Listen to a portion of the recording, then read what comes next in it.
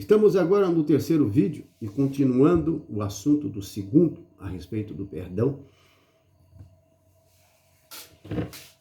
Este poder que o Filho de Deus recebeu de Deus Pai, o poder de perdoar e purificar os pecados. Então Jesus estava na casa de Simão, estava cheio de gente, tanto dentro como fora. Trouxeram um paralítico, mas não conseguiram se aproximar, porque havia muita gente. Então eles descobriram o telhado e baixaram com cordas na frente de Jesus. Olha a fé deles. Eles tinham certeza que se eles baixassem aquele homem paralítico na frente de Jesus, ele ia se levantar. A fé não do homem paralítico, mas daqueles que o trouxeram, pela fé deles. Veja. E quando aquele homem foi descido na frente de Jesus, Jesus ordenou que ele se levantasse e ele foi curado. Mas ele disse uma palavra, e a respeito do perdão. Ele disse assim: os teus pecados estão perdoados. Levanta-te, toma teu leito e anda. Ele, naquele momento, criou força. O poder de Deus entrou nele e ele se colocou de pé.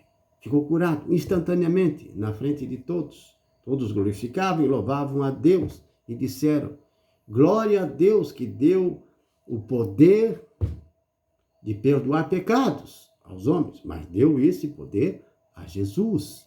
E Jesus disse: os teus pecados te são perdoados. Os doutores da lei que estavam ali, perto deles, começaram a murmurar: quem é este homem que perdoa pecados? Nós temos o sacerdote, temos o templo, murmurando entre eles.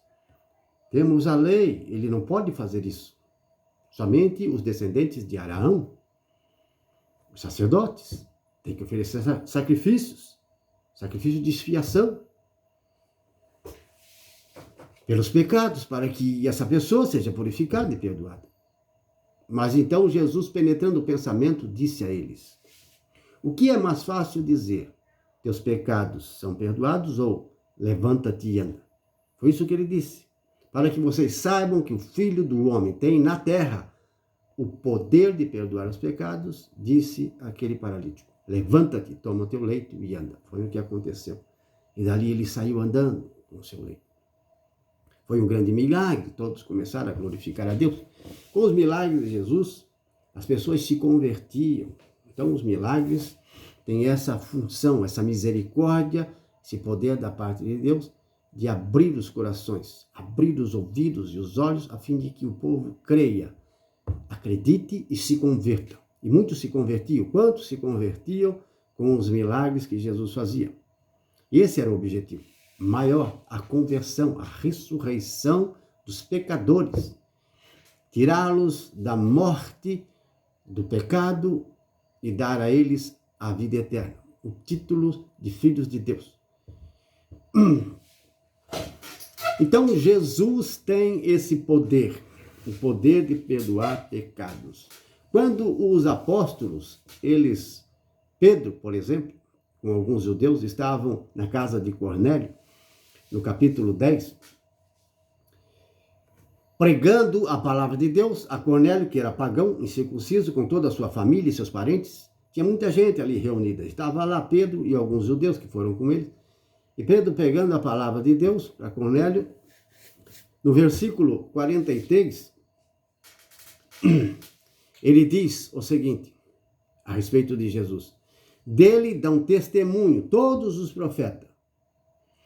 Todos aqueles que crerem nele receberão o perdão dos pecados em seu nome. Foi isso que ele disse a Cornélio e aquele povo, aqueles parentes deles e amigos que estavam ali ouvindo a pregação ungida e poderosa de Pedro. Quando eles ouviram essas palavras, eles receberam o Espírito Santo. Ficaram todos cheios do Espírito Santo e começaram a falar em outras línguas e a profetizar.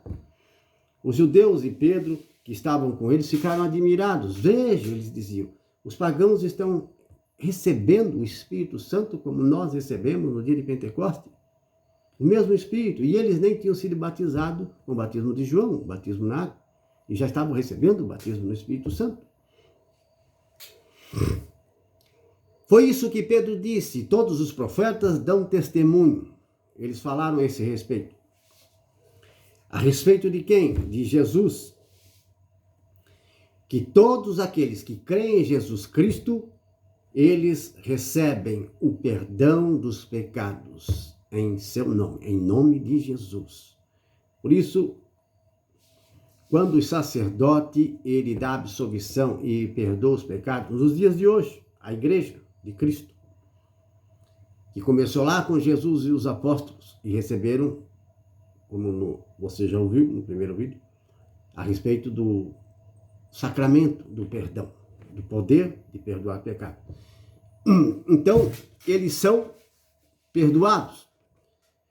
Ele pronuncia, o sacerdote, eu te absolvo os teus pecados, em nome do Pai, do Filho e do Espírito Santo. Ou mesmo que ele disser, eu te absolvo dos teus pecados, em nome de Jesus Cristo, você é purificado, perdoado. Porque a igreja recebeu esse poder de perdoar os pecados. Não foi dado a qualquer um, mas foi passado de geração em geração. E hoje temos os sacerdotes que fazem esta absolvição, este sacramento. Mas, meus irmãos e irmãs, quando uma pessoa ela não é perdoada, quando Jesus disse, recebei o poder do Espírito Santo para perdoar pecados, o mesmo poder que eu recebi, eu passo a vocês. E eles passaram a vocês. Quando Jesus disse isso, aqueles a quem vocês perdoar serão perdoados, purificados. Mas aqueles a quem vocês não perdoar não serão perdoados. O que significa isso? Aqueles que, meus irmãos,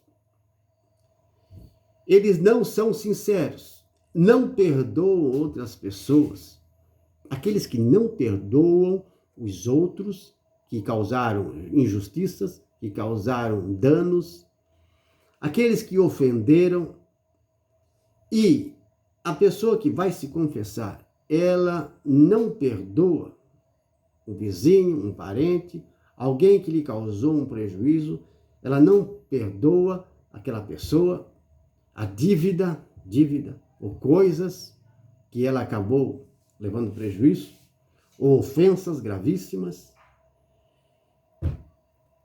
e ela vai se confessar. Ela não é perdoada, mesmo que o sacerdote dê o perdão, sem saber da história e da vida daquela pessoa, pessoas que ela não perdoa de jeito nenhum, não consegue esquecer, aceitar, e ela pede perdão, confessa, mas o sacerdote dá absolvição, ela não é perdoada e não é purificada. Os sacerdotes, isso é para os sacerdotes que estou falando agora, nesse momento. Os sacerdotes deveriam fazer a primeira pergunta para todos os que vão se confessar. Eles deviam perguntar, você veio se confessar? Sim, mas antes de você começar a sua confissão, eu quero perguntar se você não tem alguma coisa contra alguém. Se você não tem algum ressentimento, alguma mágoa, se pessoas que causaram algum dano, parentes ou estranhos na sua família, ou entre seus amigos,